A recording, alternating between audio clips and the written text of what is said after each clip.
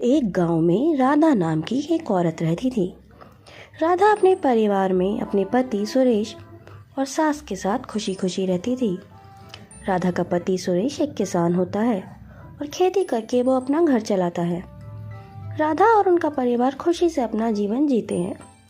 राधा बहुत ही स्वादिष्ट खाना बनाती थी और राधा की सास हमेशा ही राधा के हाथ के खाने की तारीफ किया करती थी।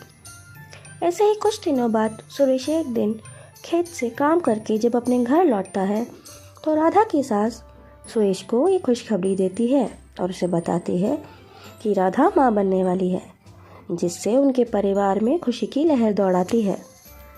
कुछ समय बाद राधा एक बहुत सी प्यारी ही बच्ची को जन्म देती है और जिससे उनके परिवार की खुशियाँ और बढ़ जाती हैं। राधा अपनी बेटी का नाम जिया रखती है और बहुत ही प्यार और दुलार से अपनी बेटी का पालन पोषण करती है।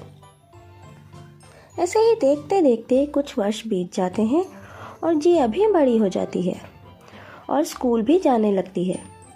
समय के साथ सब कुछ अच्छा चल ही रहा होता है कि एक बार गांव में मानसून आने की वजह से भारी बारिश की चेतावनी दी जाती है और अगले ही दिन बहुत तेज मूसलाधार बारिश आने लगती है। बारिश इतनी तेज होती है कि देखते ही देखते गांव के कई निचले हिस्सों में पानी भर जाता है, पर बारिश रुकने का नाम नहीं लेती और ऐसे ही 2-3 दिन तक बारिश होती ही रहती है, जिससे पूरे गांव में बाढ़ आ जाती है। इससे राधा और सुरेश बहुत ही परेशान हो जाते हैं क्योंकि उनके खेत की सारी फसल बर्बाद हो जाती है और उनका बहुत सारा नुकसान भी हो जाता है। जैसे तैसे घर में जो भी राशन बचा होता है उससे राधा अपना घर चलाती है, पर घर की ये हालत देख सुरेश बहुत परेशान हो जाता है और वो भारी बारिश में ही कुछ काम की तलाश में घर से निकल पड़ता है।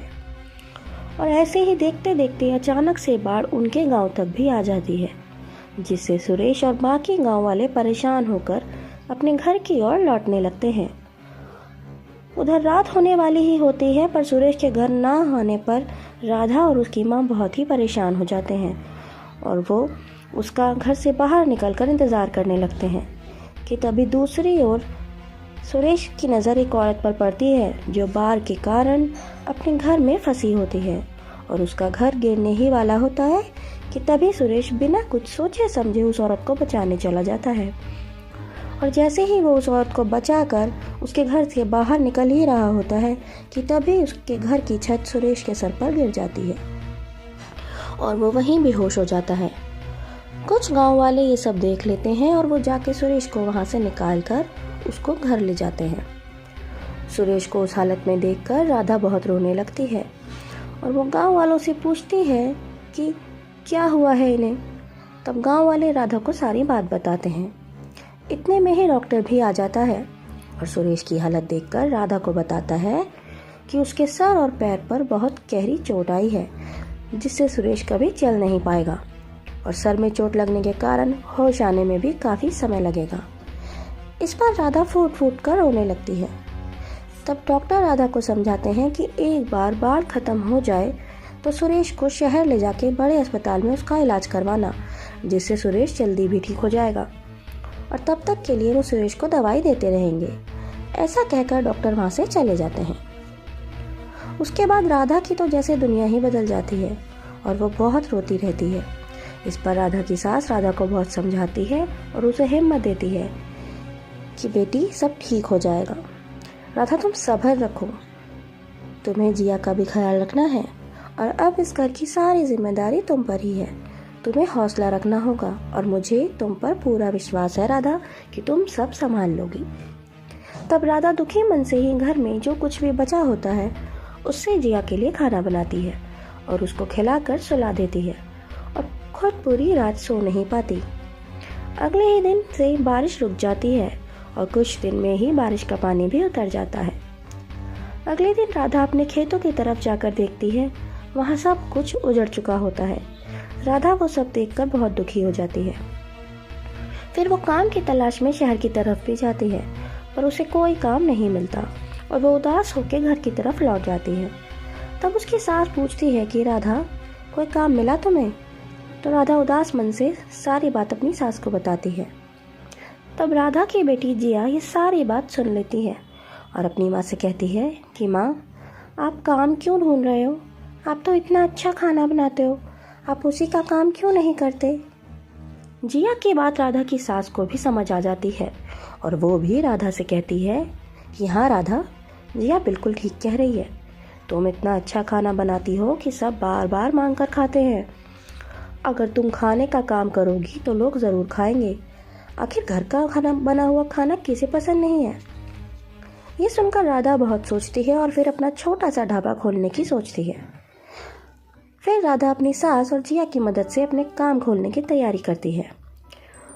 वो घर में पड़े हुए कुछ पैसों से कुछ सामान लेकर आती है, कुछ डब्बे और थोड़ा कुछ राशन लाकर वो राजमा, दाल, चावल, कुछ रोटियां बनाती है और कुछ पैसों से एक ठेला भी खरीद लेती है और उस ठेले पर सारा खाना उन डब्बों में लगाकर घर से निकल जाती है।